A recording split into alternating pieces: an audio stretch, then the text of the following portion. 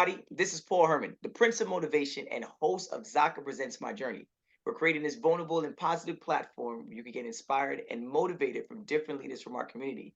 Today, our guest is David Baptiste, who is an entrepreneur and owner of Baptiste Clan LLC. David, welcome to the show. How we doing? How we doing?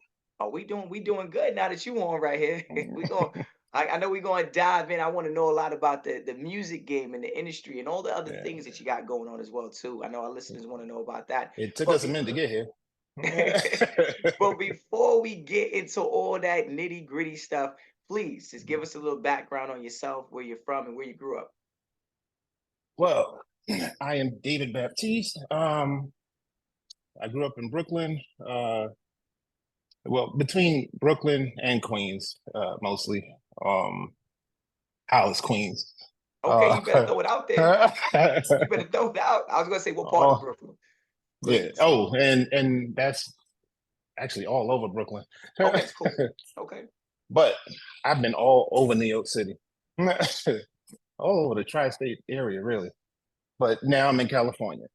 Anyway, Okay, cool. so I started there, and right now Baptiste Clan is basically my company that umbrellas everything else that I'm doing. I'm an entrepreneur. My mother is American. My father is from Grenada. Okay. And talk to us a little bit more about that Grenadian culture, right? I know you say you said her mother's American. Yeah. Okay, and your father's from Grenada. Like, Yeah, she was talk to born us in like, Kings County. okay, okay. So talk about the household growing up, where it's like, the different cultures in the household. How did you feel growing up? How was that? It's crazy because my grandmother on my mother's side, uh, she was the one that lived in Queens. So when I was about 13, um, moved in with my grandmother over in Queens. But before that, we were always going back and forth out there to see her and spend time with the rest of the family. Um, my father, his family, I didn't really get to meet them until maybe 15, but a lot of them were around New York.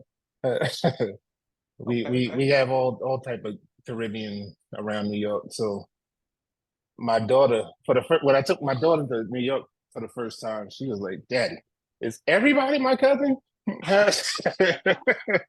Yeah, you already know when we come over, we come over.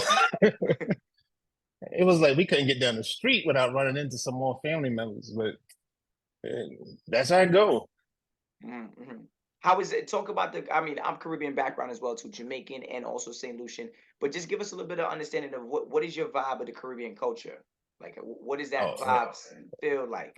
when I think about that, all I think is colorful, and just relaxing, and uh,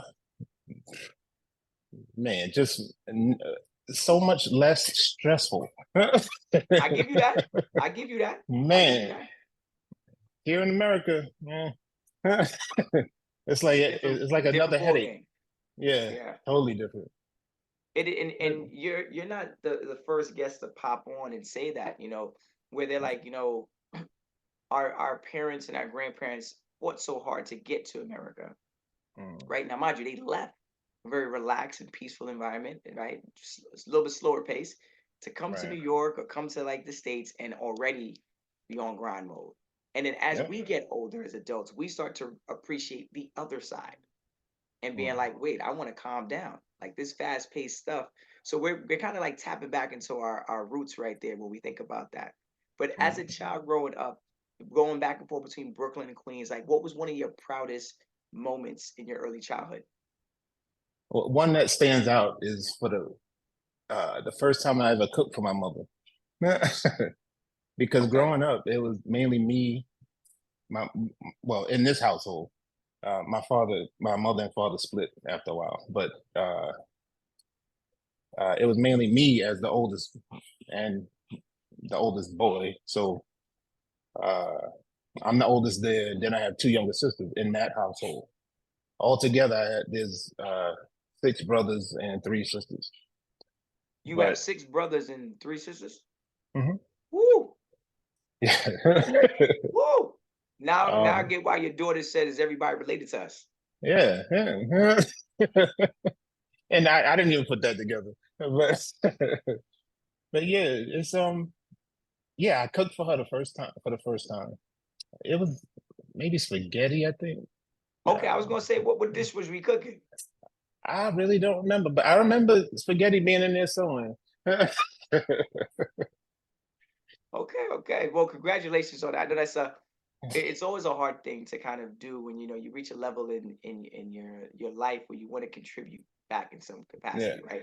Especially when your parents do a lot for you, give it and kind of pave the way in a sense, Mhm. right? So it could be as simple as the first time I cooked for my mom or the first time I drove my father to work, but it's something inside of us where we're like, wow, that was an epic moment and something that you can still remember to this day and still be very excited for it. So I Mhm. could only imagine what it felt like at that point in time, giving back or attempting to give back. And obviously, hopefully that spaghetti was amazing.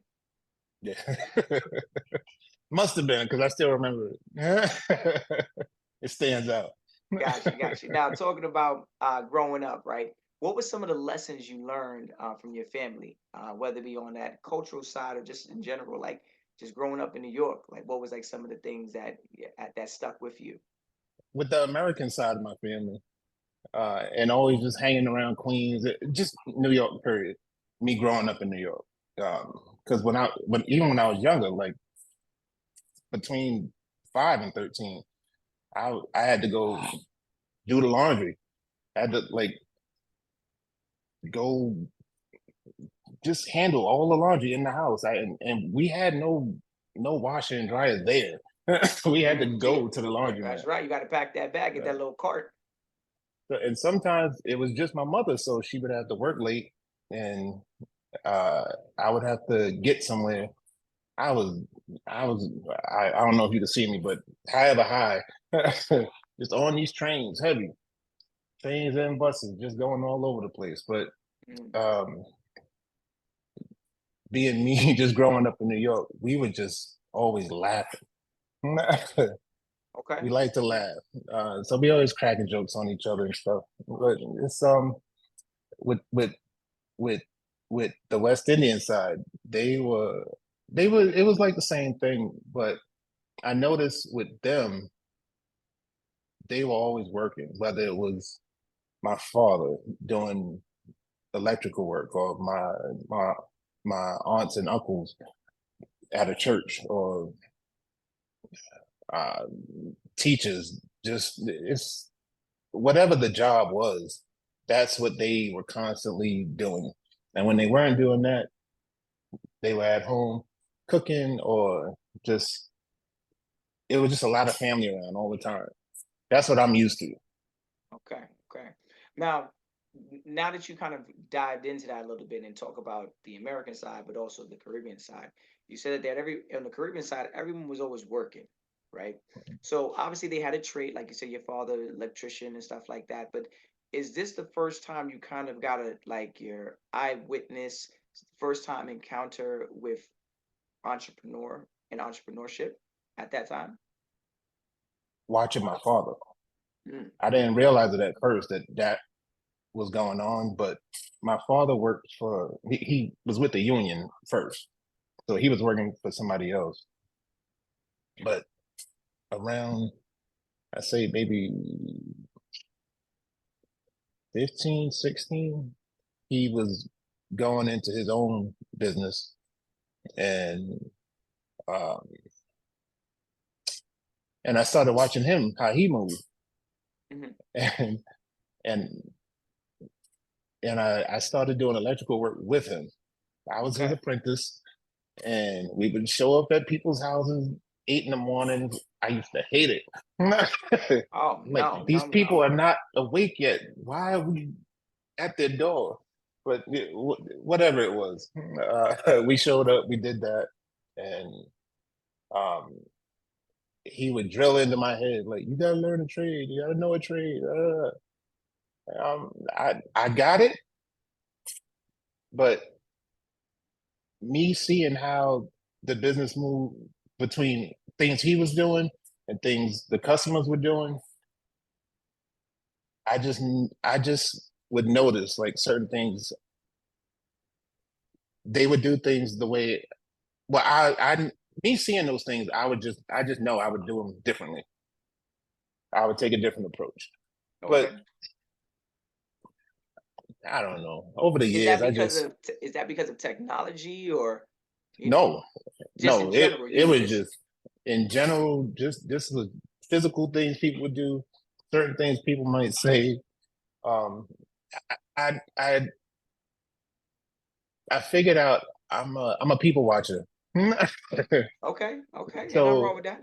it's like I don't even notice how I do it, but I just sit around and I'm studying everybody. Mm. And I think, well, I guess that's how that's how I got to know so many people over the years. Mm. So Just like learning how to build relationships and connect with yeah, people, being a people watcher. When was like the first experience where you were like, you know what, I think I want to be an entrepreneur. I want to move into that direction. that was my father. Okay. But that also, uh, I think we were on Wall Street somewhere, and I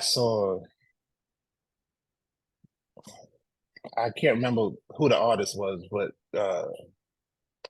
I saw some promotional stuff for for certain artists, and so I just called up the label. I was like, "Look, I want to do something. I want to know more about what this is." And they were like, "Whatever, come through." And Okay. back then, that's one thing about the '90s. Oh my gosh. Yeah, I remember the mixtapes. You would walk up to somebody and drop it to them and be like, "Could you listen to this?" You know, you could call up the labels and be like, "Look, I'm Yeah, hungry. What's up? Put me on." it was so much more accessible. Yeah, People nowadays, it's like you it's so hard to get people on the phone, get them to do a Zoom. yeah. Or even, you Just know what I'm saying, you could even get the right people, all the because you right could people. get their Yeah. assistant, and still not know if that contract is even gonna Hmm. fall through. So I Yeah. totally get you that was a different vibe and a different energy that a lot of individuals, and some of our listeners that are younger, they would never even know what it was like. And I Mhm. know we're gonna talk a little bit more about your experience in the '90s growing up, and how you kind of, pivot and move through this industry. But like, as an entrepreneur, you're always evolving. Like, what kept Mhm. you motivated to always evolve in the different industries you were tapping into over the many years? I guess it's always been about growth. Like Okay. I would I hate to say like I'll get tired of stuff quick, but it's like once I lock into something, uh, and I feel like I reached a plateau, and I'm like, there's nothing else for me. It's like I need information. I need I need to gather that information. I need to gather um knowledge. I'm always looking to see like what else can I do? What can I do next? And it that's pretty much it. That's my fire. It's just lit in me. Mhm.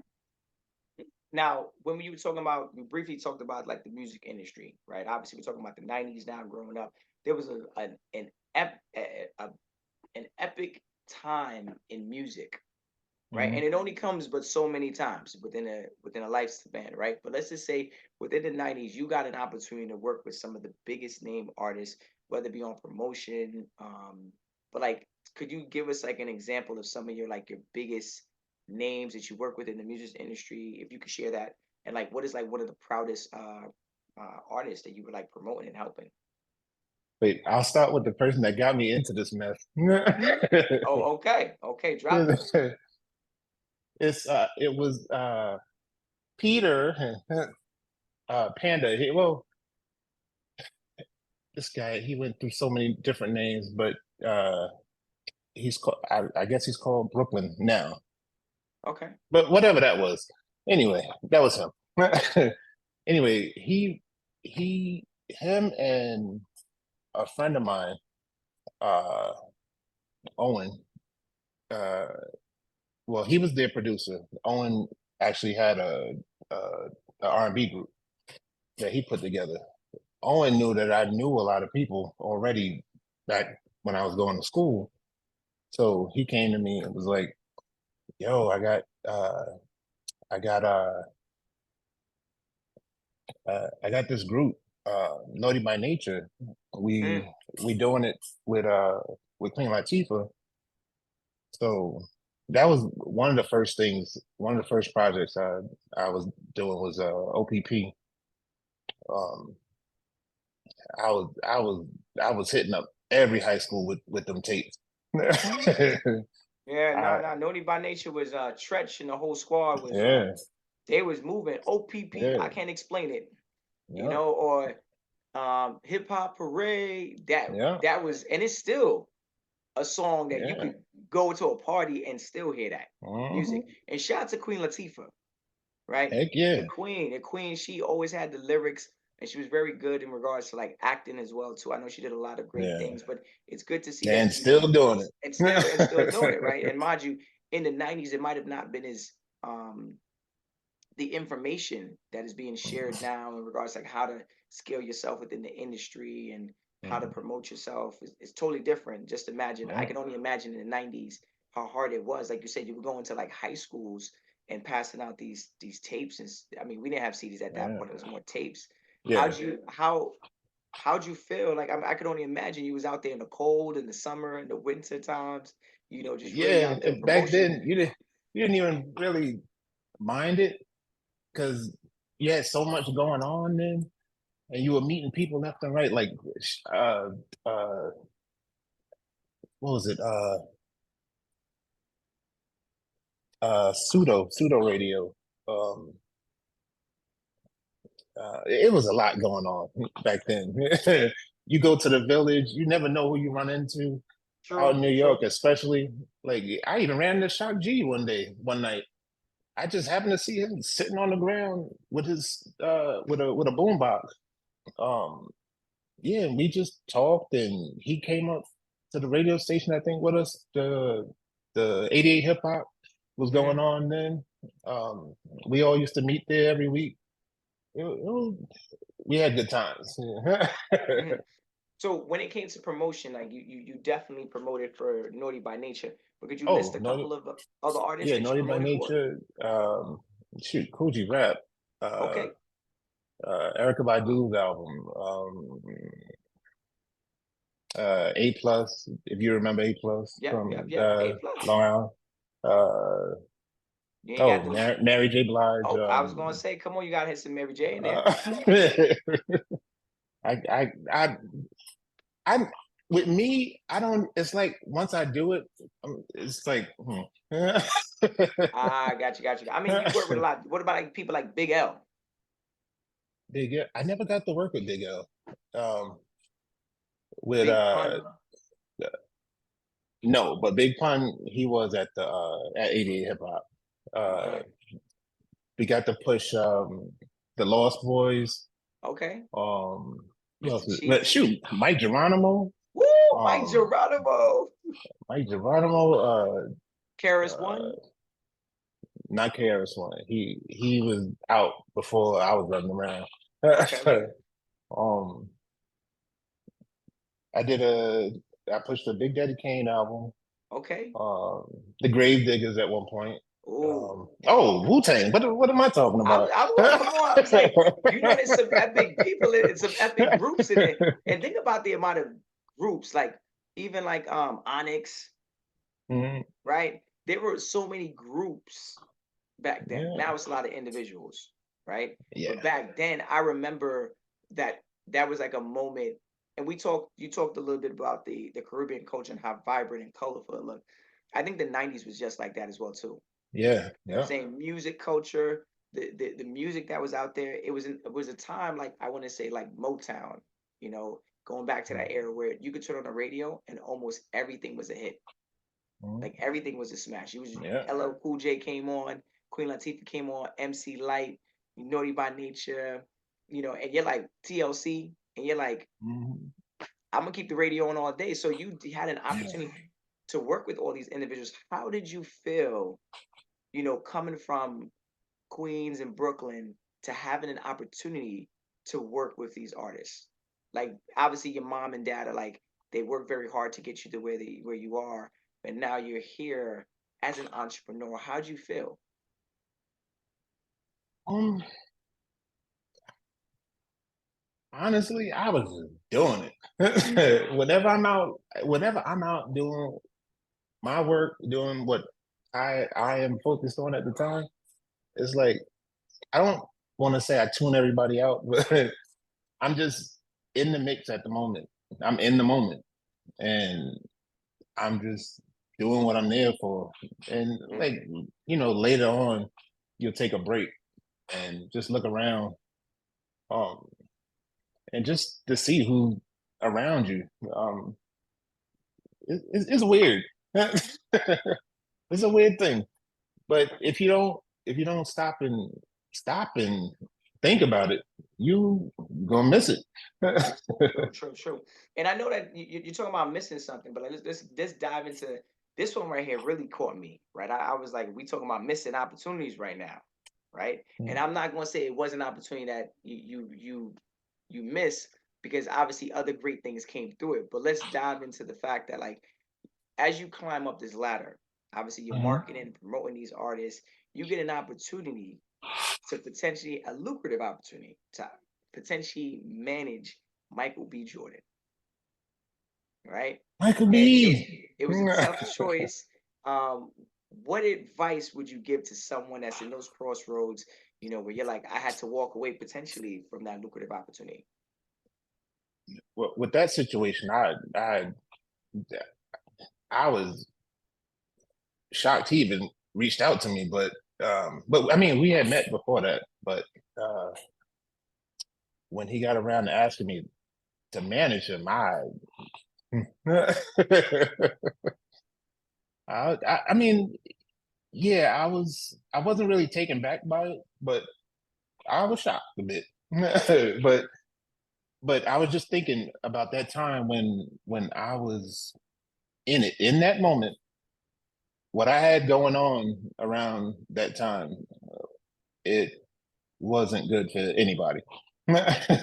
So I know I just had to focus and deal with what I had to deal with at that time Mm, and let that go. I didn't want to mess that kid. I didn't want to mess up his career in any way. I didn't want. I if I if I had something else in mind that I could just put him onto and like had him sit there and marinate for a little while, yes, I would have done it that way. But I was like, I can't. I don't have anything else right now I could give to him in the meantime. So I just have to gracefully bow out, bow mm, out of that mm. situation. I And can imagine now, like, and just in general, like when you bow out of certain things, especially in the industry, because you never know the potential, right? You could see the mhm, potential, but we never know mhm, what the potential is going to look like. right, Obviously, Michael B. Jordan has done very phenomenal job and done well for himself. So I can only imagine when you're going through that time, and you had to kind of like bow out for a quick yeah. second. You're like, all right, you're like the next week, you're like, oh, maybe I should go. It's that moment I of mean, with him, I'm just so excited. He is where he is now in his career. Now I'm even more excited that he has a career. Dude, when I think about some other people from back then that you don't even hear about anymore, but um, yeah, I have nothing but happiness for that guy. oh, amazing, amazing. I mean, obviously years. Just out of curiosity, how many years were you in the music industry, and like how many years did you put in? This is, wait, just the music industry?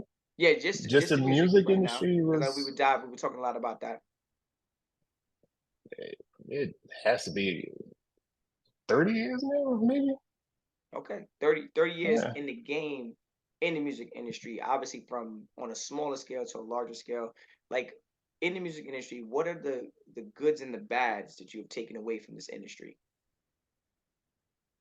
Um, my I would say my issue always comes down to time. It's like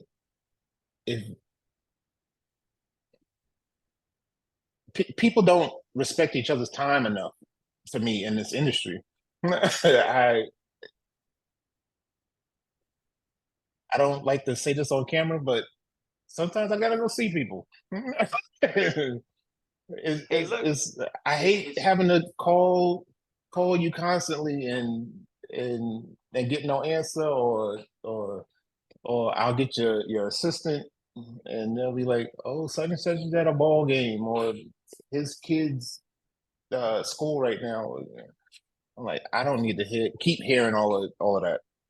Just tell me, you give me a date, you give me a time, you get on the phone with me, we hash some things out, and it's a yes or no.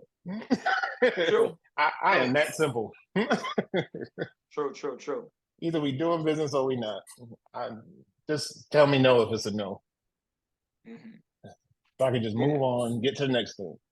and what about like the good? Like, what have you've taken away any good stuff from the industry? I know the industry nowadays is sometimes looked at in a very bad way because of all the stuff that you see in the tabloids and see on TV. But like, I know there's a lot of great things that come from the industry. So what are some of the things that you probably pull away from? Um, the good. Uh-oh. I mean, you're able to feed your family, keep the lights on. Uh, Royalties are good. Okay, yeah, but yeah. but but that's And not my that's not one of my streams. could you express a little bit more about royalties? I know some of the listeners are probably not too familiar with that terminology in the industry. Well, when you like, if you're putting out an album, then if you put out an album or any of your intellectual property over the years, your your checks that come in, those are your royalties. Mm. Um, but you can And you get could live off your royalties in a and sense. you Like, can live. I I believe it's like it goes on for like 70 years in the music. I don't know what it is these days. I don't really deal with that part anymore. But uh, my like over the years with music, I was dealing with publishers. I was dealing with record execs. Uh, People would just call me up and just be like, "Yo, Moze, I need." Oh, and I don't think we covered that. People in the industry, they call me Moze. um, it was just is something that that's not the nick. started. That's not a. That's an actual nickname for you. A middle That's name. a nickname. A Okay, so your nickname. nickname, not Yeah, a middle name. Okay. yeah. That was a nickname that just uh, took back in high school, and it just transferred over into the music business. Okay. But Moles. uh, um, yeah, I mean, wait, but that's royalties. Mm.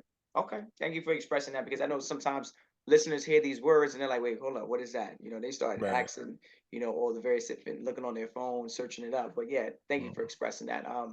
Now in your industry and being a part of this industry, you've highlighted that you had to pivot out of the music industry directly, continuing to maintain strong relationships.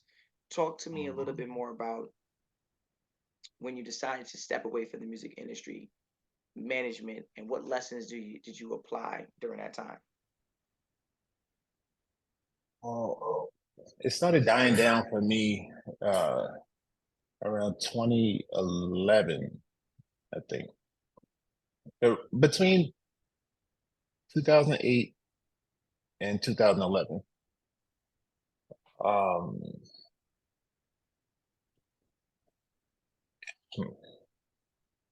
and a lot was going on back then. I'm trying to Mm-hmm. pinpoint something for you. Uh, I don't know. Back then, it was just I just started noticing like because we had Napster going on and Yeah, yeah. all this other stuff, and people weren't getting paid properly. They kind of still not, but whatever. Um, it's when it was more or less when I started doing bookings for certain artists, and people weren't willing to pay the artist rate. I'm like, this is what they're charging. You pay them their full rate so they can pay their people. That's how I see it. That's how I always see it. True. They come to me with a price. Like if I'm promoting an event, they would come to me with a price. I'm like, is that what you want? If it makes sense for the budget, then yes, take it. I don't care. You're the True. artist. You're the commodity at that time. Yeah. So yeah, it was just little things like that. And I know it still happens today, but I was so tired of that conversation. Yeah. and Got and then the artists that are hard headed, they don't want to already. listen to what you say. Yeah. But the they newer artists are definitely more hard headed, I think, than the '90s. I think so. Yeah.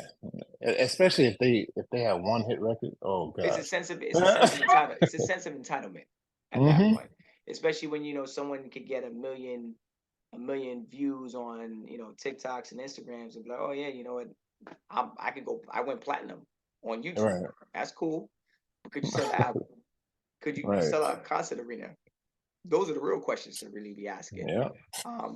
But again, the '90s and where we are right now in 2024 is totally different. But again, I could see where what you came into started to shift. And by like 2011 going into 2015 in that time frame, that's when you're like, you know what? Is this people are not getting paid what they want? The too much running around, the headaches, the stress. It was already stressful before, but it became even bigger. Mhm. And that's when you're like, I gotta tap out. And but if you have those artists that are not listening, uh, they're not listening to your direction. They're not listening to pretty much the whole team's direction, Yeah, and thinking they know it all. If like, say you're a new artist, you get an advance. I tell you, okay, well, you go, you have these amount of records already. Um, you already have your publicist squared away. You're this, you're that. You have a full team. Then you can go put some money away for when certain things need to happen. I'm like, yeah, put some money away to do your own damn shows. Stop stop depending on a label or anybody else to do anything for you. yep, Just you yep. got to be proactive with anything. Mm. But that's when nowadays the education of it needs to be, which I know that they have made some steps in the right direction in regards to labels actually educating their, and because other artists have done it, like purchasing their mix, their masters, things like that. Word travels around and people start saying, well, you know what? I think I'm gonna do the same thing too, or I'm gonna ask for this. I don't want an advance. I want this.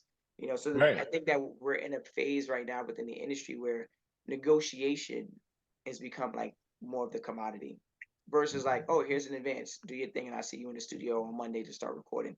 Now it's like, here's the wait, hold up before you give me that. Let's talk. So Mhm. it's changing, and hopefully it will get back to a better place for all of us, for music wise, for the listeners, but also for the people that are managing or all the people that are behind those closed doors. Now, when pivoting over, you left the music industry, and then could you speak to us a little bit more about the new endeavor that you jumped into? Well, before just before I got out of the music industry, I started working for Smooth Magazine. Um, and before that, I was actually pushing Rap Pages magazine. Actually, Rap Pages and Russell Simmons even had a magazine. Uh, like whatever his magazine was. Anyway, Yeah, uh, when I got with Smooth Magazine, I was director of promotions for Smooth, and the the woman, the owner of the magazine, she's Jamaican, and the the editor she brought in there, the knucklehead, he he he um he came in from California and decides he wants to kill the whole promotion department. Oh How do you have a magazine with no no, promotion department? no. So it was a lot of craziness going on there, but it went back into the music business because I'd already created so many relationships with different people over the years. They would tell me what was going on before it got back to the office, they get before I got what they wanted to do. But Mhm. um but after Smooth Magazine, uh I I pivoted into hosting parties at the Playboy Mansion out here in California. Okay. Uh, With the Hefners. yeah, Okay. they with that. I only did the Halloween parties though. Okay. Um, I didn't want to bother with anything else. But but after doing that, I was like, man, this music business can't pay me anymore. They can't afford me anymore. Yeah. You start knowing your worth, you start seeing the amount of time that you're putting into, and then obviously if you don't get the results that you're looking for, not Yeah. because the event is not good, not because it wasn't planned Mhm. properly, it's because of the circle around it. It's not gonna be. You know, you're just as good as you're as strong as your team, Yeah. right? And the community that you bring in. So if the community is like, we want to drink and party, but we don't want to spend money, it don't really work, right? Mhm. Or I want to be an artist and I want to perform, but I don't want to perform over here. Okay. It's just like wishy washy, too many gray areas, and that's why I get where Mhm. you had to make Yeah. that choice. And I know that something that caught my eye in your bio and obviously in the questions is owning your own commercial cleaning business. Yes. That threw me for Yeah. a loop right there.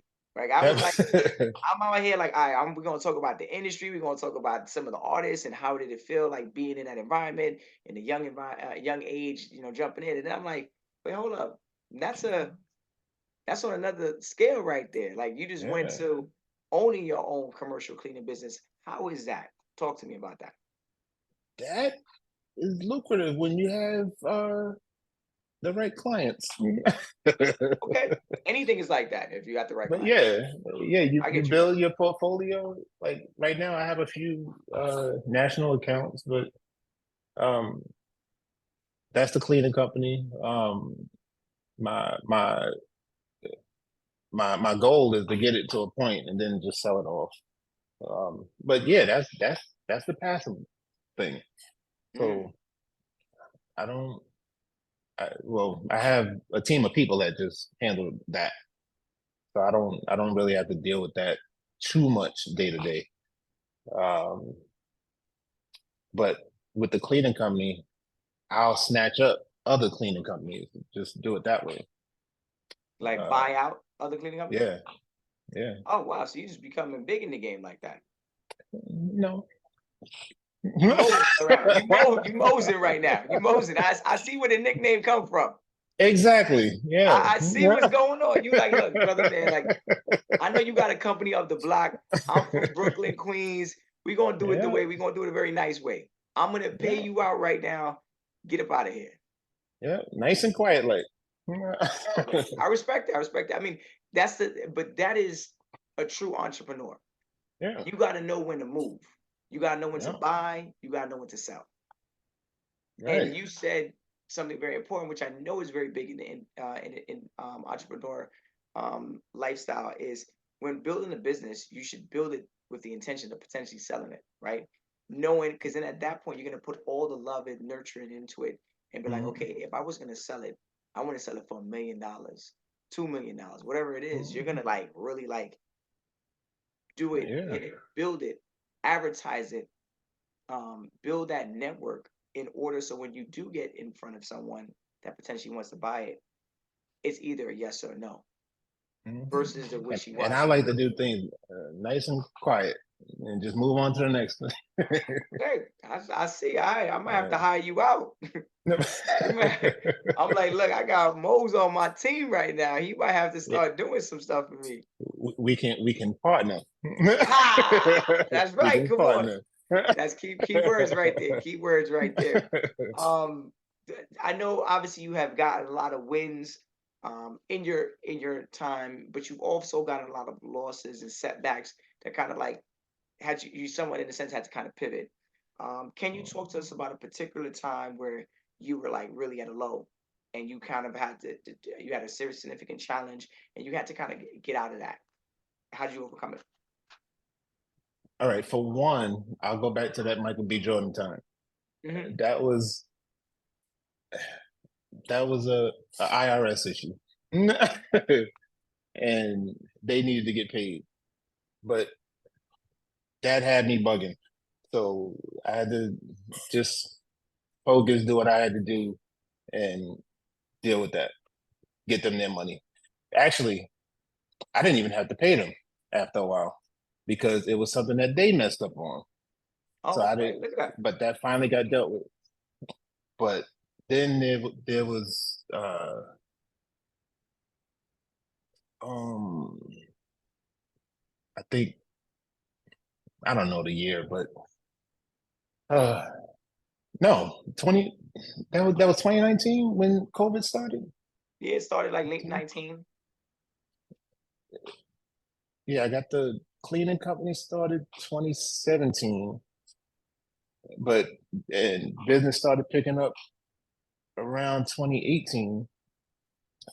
Uh, then COVID comes. Man, I lost like about 60% of business during that time. I still haven't quite recovered from that, but that's why I focus. I have so many other hustles. That's important as an entrepreneur. Like Yeah. obviously we all fight to get that to live that entrepreneur lifestyle, but in order to have that, you have to have different things on the stove cooking. But they And all you got to can't. be cooking at the same time and cooking very Yeah. well. Because at any point in time, you might have to pull from another pot to put into Right. another, which you did. You know Yeah. what I'm saying? Like you said, Yeah. 60%. That's a massive cut, massive. Mhm. And we didn't even know when COVID was going to end or what was going to be the actual Right. new rules, regulations. So having a whole business, employees, product, the whole nine, you're like, oh, what do I do? But But think luckily, about the cleaning industry. You and I don't focus on residential. I don't even bother. It's too much of a headache for me. But commercial cleaning. Uh, so imagine you talking to all these different companies, uh, setting up setting up your next year for whatever business you're gonna do. All of those businesses, well, I can't say all of them, but uh, a good amount of them never even got started. So just to think about all the hundreds of thousands of dollars you could have been making, all of that got shut down. yeah, yeah, yeah. But before, I mean, as COVID came through. I get you on that. I get you on that. Yeah, and COVID did hit us all. Hit us all. And I mean, Yeah. obviously, some people are still coming back from that. But yeah, I could only Yeah. imagine. And I know, obviously, from that commercial cleaning business, you definitely have partnered up with Rolling Forward. And I want to know a little bit more about that venture and partnership. Oh, well, my wife and daughter. Well, my wife started uh, uh, in this roller derby league. Sorry, in 2014 in Ventura. So my daughter was in like dance and ballet. Uh, I mean tap and ballet, uh, and then she got to see my wife doing roller derby, so she wanted to start doing it too. Uh, then at their games, I started noticing like this could be so much bigger than this. I'm like, I'm meeting all of these different people, and it's like this huge community. Yeah. But they, as I'm sitting there watching the game and watching the announcers and just seeing everything going on. See, I'm there. It is again. I'm a Great people watcher. entrepreneur. You never, it's never turned off. And you know what it reminded me of? The Rucker, when we used to promote at the Rucker. I'm like, I'm seeing all of this. Yeah. And I'm like, they could be making so much more money than that. Like there could be so much more focus coming in on this game, on this taking it back to the on polo this sport. grounds. Yeah. But they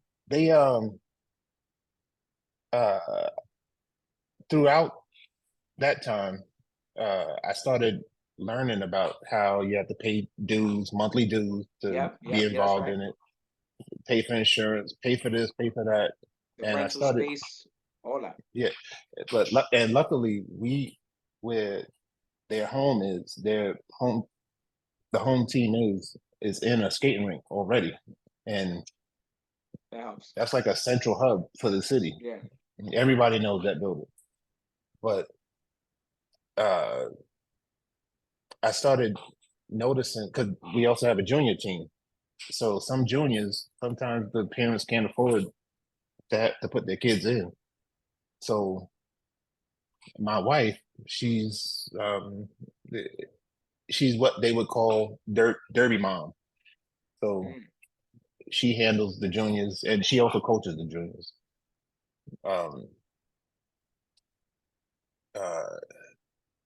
But yeah, I just talking to her, like all these little things that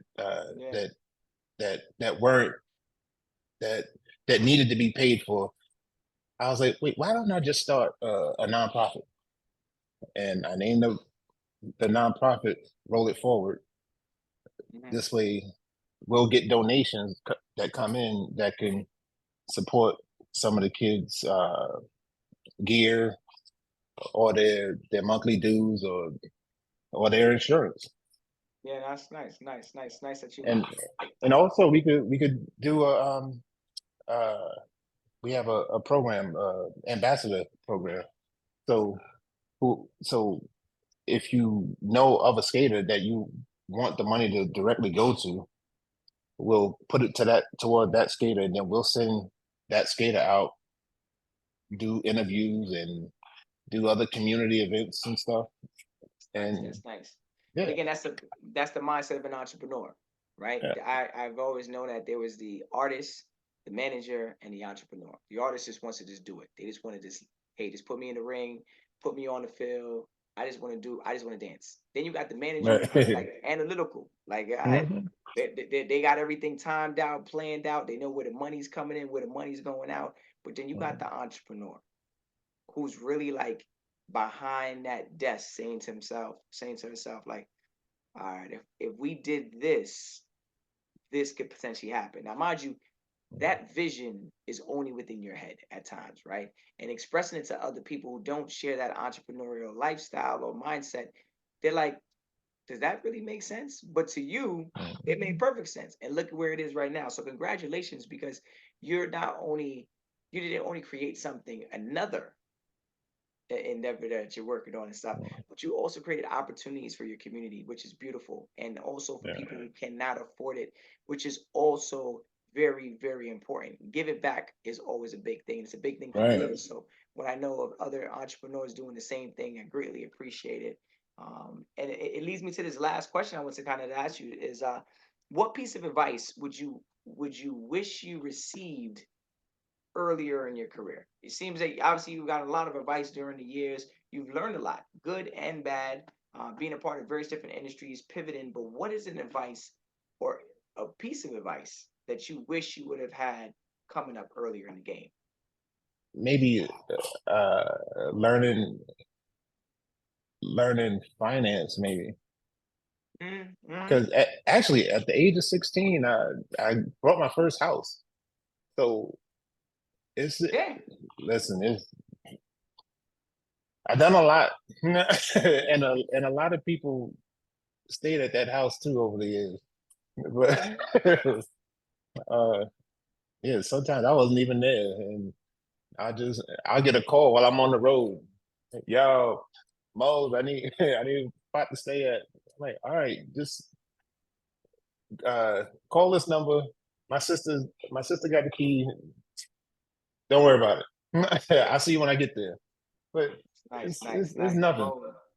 Moze, man, you definitely put your hand out to receive, but you also like to give in the other hand. So Yeah. congratulations. It's an honor to know that there are individuals like that. And especially in an industry where it can kind of be like cutthroat and very like it's all me and my tribe. You're like you're on the road. You're trying to figure out something, you're promoting, you're doing some working with an artist, and you're like, don't worry, contact my system. I'll see you when I get home. Right. So Yeah. I mean, I know you got the nickname Moze for a different reason, but I just want to say, David, Mr. Baptiste, you've done a phenomenal job, and I appreciate this conversation that we shared, and I know that you've shared a lot of great things about the industry, in which our listeners could definitely take away, and individuals that are not a part of the industry and never know, at least they understand it a little bit more, more from the perspective of someone who's actually in it, who's actually seen the ups and downs, and you expressed a lot of great things. So thank you, David, for just spending time with us and just being on this interview with us on our Zaka platform. Thank you guys for having me. And I want to let the listeners know, if you want to hear more inspirational stories like David, please check us out on ZakaConnect.com and follow our feed Zaka wherever you listen to your podcasts.